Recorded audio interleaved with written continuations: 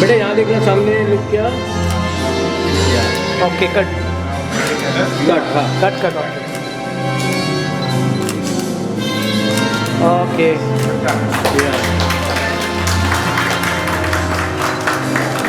आ जाइए, आ जाओ। आ जाओ सबको, साथ में आ जाओ, हमको लेके साथ में आ जाओ, आ जाओ बेटा।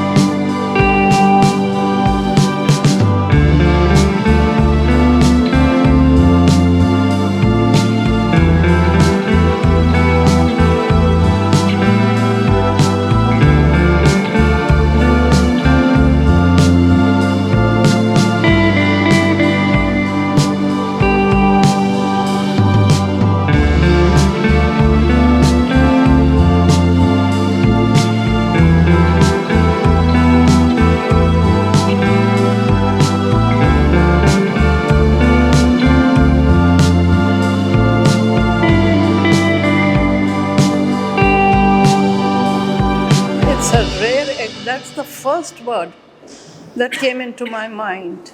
Rare. Why is it rare? Because nothing like this will ever happen again. I'm not a painter, I'm a painter poet. And I have many skills that I offer in this exhibition. Please go and take a look. अच्छा, इस exhibition के पीछे like क्या intention था कि नहीं मुझे वाकई बहुत सालों बाद आप इस एग्जीबिशन को आपने रखा है कि 4 से 5 साल बाद 4 to 5 years. हाँ. So लाइक अचानक ऐसा है कोई कैसे हो गया? I'll tell you, कोई भी पेंटर रोज एग्जीबिशन नहीं लगा सकता. 2-3 साल के बाद ही लगती, जब बॉडी ऑफ वर्क और जमा हो जाता है. और मेरे बेटे की जब डेथ हुई थी 1994 में, उसके बाद मैंने पेंटिंग शुरू की थी. और उस टाइम आप देखेंगे कि मैंने बहुत पेंटिंग्स करी, लेकिन उसके बाद मुझे पता लगा कि जो कोर्ट ने ऑर्डर दिया था वो झूठा था. तो मैं पेंटिंग छोड़ के उसके पीछे लग गई. मैंने 16-17 साल फाइट करके वो जीता, और एक हियरिंग में जीता हाई कोर्ट से. किसी को गिव अप नहीं करना चाहिए. You get your evidence, get it right and fight. ये नहीं कि अगर हो गया तो अब क्या होगा. इंडिया में कुछ नहीं होता. इंडिया में सब कुछ होता है. सिर्फ वेलफेयर की तरफ मुड़ जाओ तो कोई किसी का हाथ पकड़ेगा, कोई किसी का हाथ पकड़ेगा और ज़िंदगी बन जाएगी. उसकी भी हेल्प हो जाएगी. वो आगे किसी का हाथ पकड़ेगा, उसकी भी ज़िंदगी बन जाएगी. लेकिन अगर सभी पैसे के ही पीछे भागते रहेंगे, कोई किसी की कोई हेल्प नहीं होगी.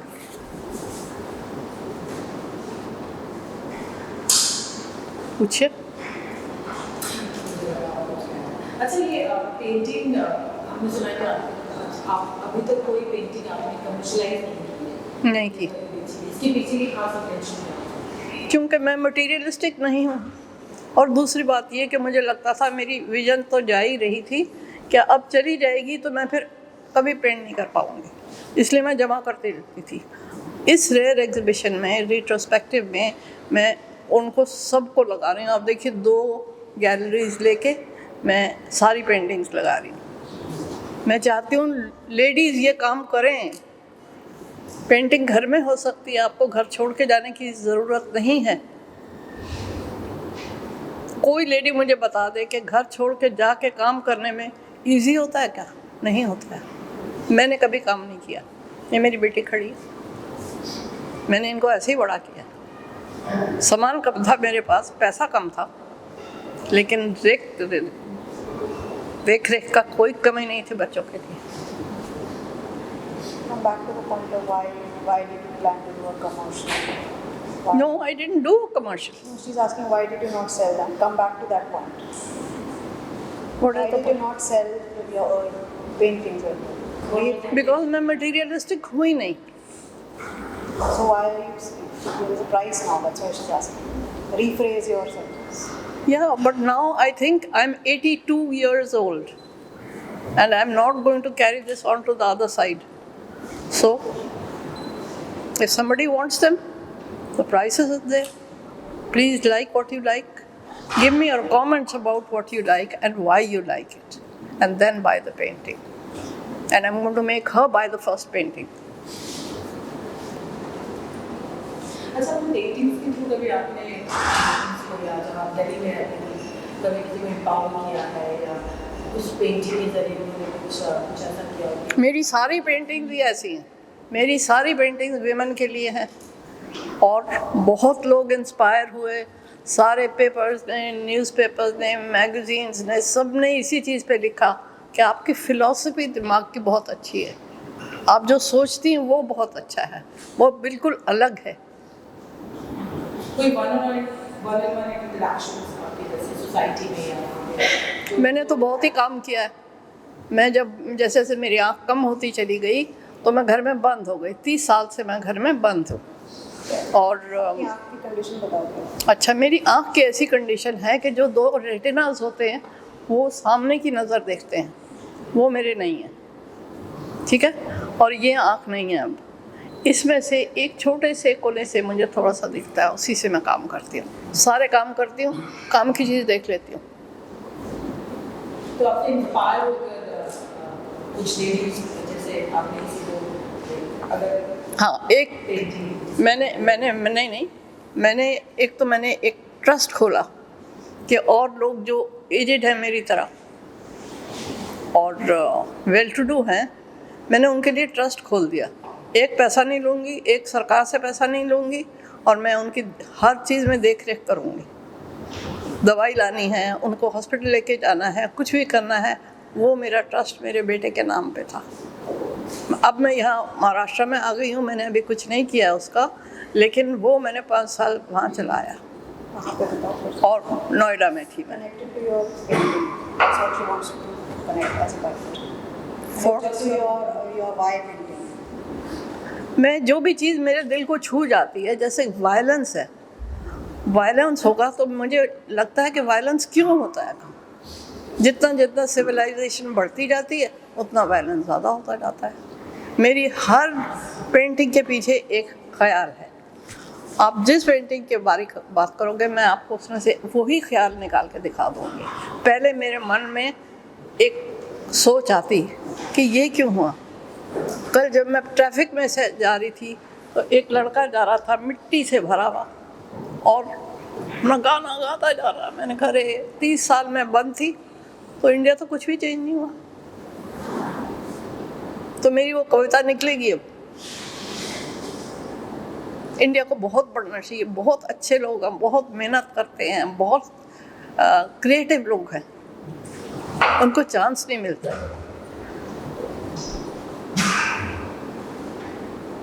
जो ट्रस्ट है वो अपने का 5 डेज का आपने जाना किया, उसके बाद फिर आप मैं बॉम्बे आ गई ना, तो ये महाराष्ट्र है और वो दिल्ली था, फिर उसको रजिस्टर कराना। मैं घर में 30 साल से बंद हूँ, मैं कैसे जाऊँ रजिस्टर कराने। अभी क्या स्टेज है वो ट्रस्ट का? कुछ नहीं, रखा है बंद।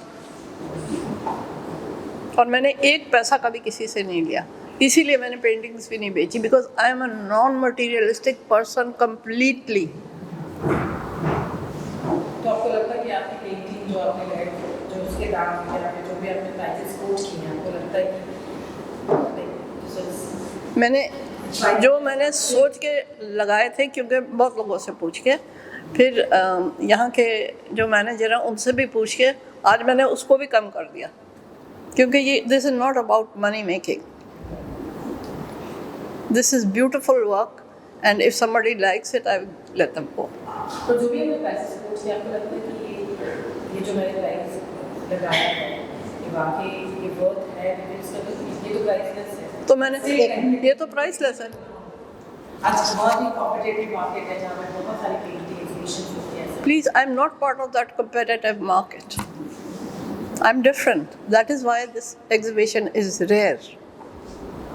There is no materialistic, the thought does not enter my mind. किसी चीज़ में भी नहीं। आपने इसके पहले आई थिंक ये आपका सेकंड एग्जीबिशन है। हाँ। इससे पहले जो भी एग्जीबिशन आपने किए, हर एग्जीबिशन के पीछे एक अलग थॉट, एक माइंड, कुछ अलग बहुत सारी चीज़ें दिमाग में, जैसे पेंटिंग्स हो। तो क्या कुछ अपने एक्सपीरियंस आप शेयर करें कि फर्स्ट एग्जीबिशन जैसे कि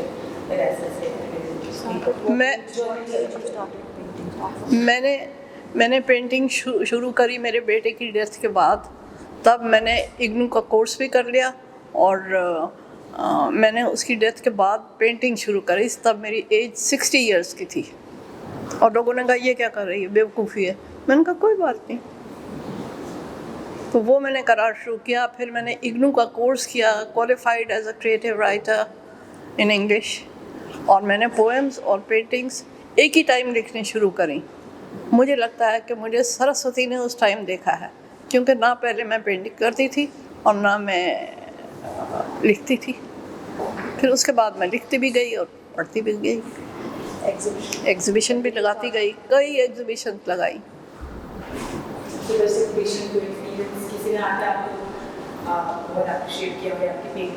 बहुत ज़्यादा अप्रिशिएट करा मैंने। देखा जब मैं चाहती हूँ जो मेरे लोग देखने वाले हैं मैं उनके रिएक्शन देखूँ, नहीं तो मैं शायद आज आती नहीं यहाँ। लेकिन आई वॉन्ट देयर रिएक्शन। जैसे there is a gentleman who said, जो आपने ये अलोन लगाई पेंटिंग, वो ही सच्चाई है ज़िंदगी की। पर मैं कहती हूँ हर पेंटिंग ही ज़िंदगी की सच्चाई है। आप देखो सही, कविता साथ होती है, आप पढ़ो उसको। मैंने क्योंकि जगह नहीं थी तो मैंने बहुत सी कविताएं नहीं लगाई आज। उसमें बहुत सी हिंदी की कविताएं हैं जो कि लोगों को पढ़नी चाहिए, नेक्स्ट जनरेशन को पढ़नी चाहिए। It will make the world a better place. जब मैं पेंट करना शुरू करी थी तो हर आर्टिस्ट को ये होता है, अगर वो ट्रेड नहीं है तो वो कहेगा कि मैं किस चीज़ को बनाऊं, किस चीज़ की पेंटिंग बनाऊं। तो कॉपी करके किसी मैगज़ीन में से, कहीं से, जीसस क्राइस्ट की, ऐसे मैं करती गई। फिर मुझे मिस्टर अलकाज़ी से मुलाकात हुई। उन्होंने कहा आपकी काम बहुत ज़्यादा अच्छा है, लेकिन आप कॉपी मत करो, आपको अपनी पेंटिंग अपने दिमाग से बनानी चाहिए, अपना स्टाइल बनाओ। तो मैं वापस जाके सोचती थी कि मैं स्टाइल कैसे बनाऊँ। स्टाइल बनाने में कोई चीज़ कॉमन होनी चाहिए उसमें। तो मैंने सोचा कि मैं लेडी का बॉडी लूँगी, क्योंकि वो भगवान ने सबसे खूबसूरत चीज़ बनाई है और उसी को मैं इधर मोड़ उस उनके फीचर्स नहीं बनाए और सिर्फ जेस्चर से ऐसे या कुछ भी करके मैंने वो एक पेंटिंग बना दी। इसलिए सब पेंटिंग्स में मेरे लेडी ज़रूर है, फीचर्स नहीं है, उसकी हरकतें हैं सब। तो इसलिए फिर उसके बाद सारी ज़िंदगी आप एक ही स्टाइल बना नहीं सकते, उसके बाद आपको थोड़ा थोड़ा कुछ बदलना चाहिए। फिर बदला, व्यूअर्स को, मेरे बच्चों को, उनको देखने को मिलता है कि क्या नई चीज़ बना रहेंगे। आप एक लेडी नहीं बना सकते हर वक्त, और उसके पीछे क्या सोच है। तो हर के बाद मतलब ज़बरदस्त सोच होती है। और मेरे साथ जितने मिलते हैं, जितने लोग आते हैं, सब देखते हैं, सब कहते हैं अरे ये तो पेंटिंग इतनी अच्छी है, इसकी तो मेरे दिल की सच्चाई है। ये आपके दिल की सच्चाई है, वो किसी और के दिल की सच्चाई है।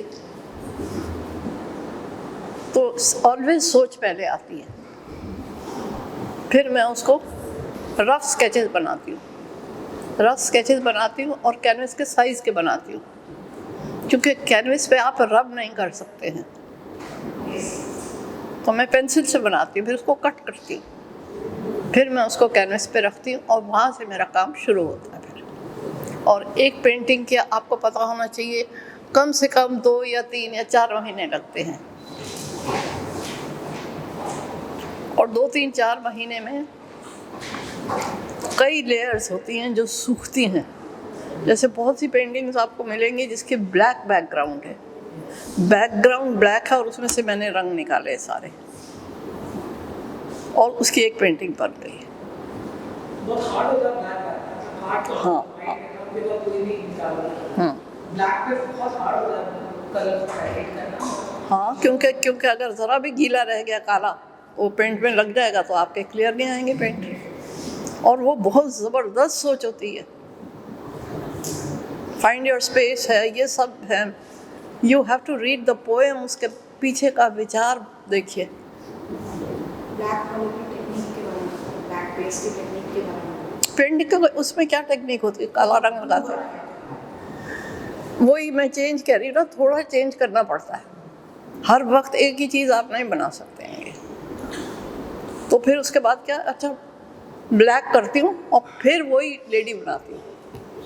फिर आगे जाके फिर क्या था, अच्छा फिर किसी ने कहा अच्छा तो आपको आँख मुँह बनाना ही नहीं आता शायद, किसी ने मुझे कहा मेरी एक एग्जीबिशन में।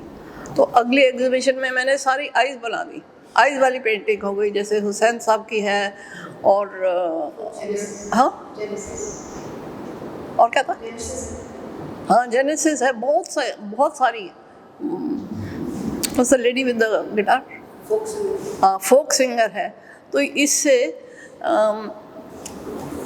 फेस सेम रहा, आँख सबकी आ गई। अगर कोई क्रिएटिव इंसान यहाँ होता जो पेंट करता, तो मैं उसे बताती कि मैंने कैसे वो एक कटिंग में से 4 या 5 पेंटिंग बनाई।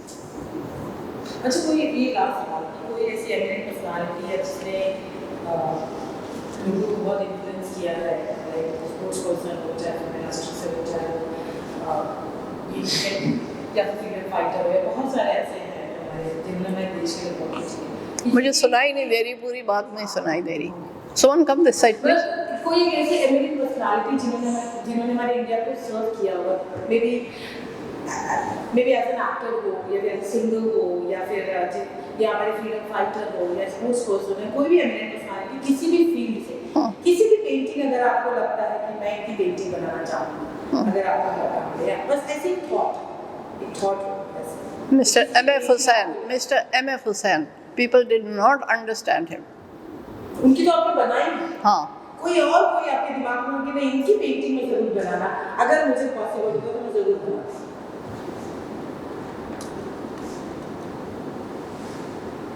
नहीं, मैं सोच नहीं सकती ऐसा कोई इंसान, बिल्कुल नहीं सोच सकती। जाते आपके last word for this exhibition, आप क्या कहना चाहते हैं? अभी एग्जीबिशन शुरू हो रही है, लोग आ रहे हैं, मुझे बहुत अच्छे क्रिएटिव लोग मिल रहे हैं जो मैं चाहती हूँ। इसलिए मैंने एग्जीबिशन लगाई थी कि मैं क्योंकि 30 साल से घर में बंद हूँ, मुझे दिखाई नहीं देता है, मैं प्रिंट ब्लाइंड हूँ। तो मुझे हेल्प चाहिए होती है, ये 2 लड़कियां मेरी हेल्प करती हैं, तो मैं चाहती हूँ कि मैं बाहर के लोगों से मिल सकूँ, कोई नया थॉट आ सके, कोई और आइडिया निकल के आए, और आ गया एक आउटसाइड विजिट में।